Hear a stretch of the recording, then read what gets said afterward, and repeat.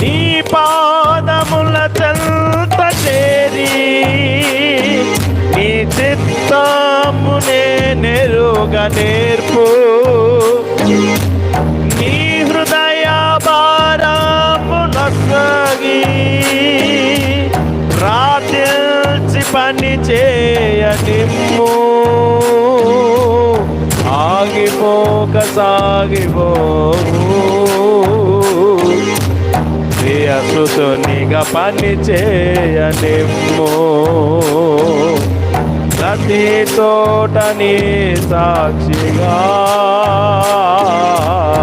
ప్రభువా నన్నుల్లనేమ్ము. ఇదిగో దేవా నా జీవితం ఆపాదమస్తకం నీకంకితం.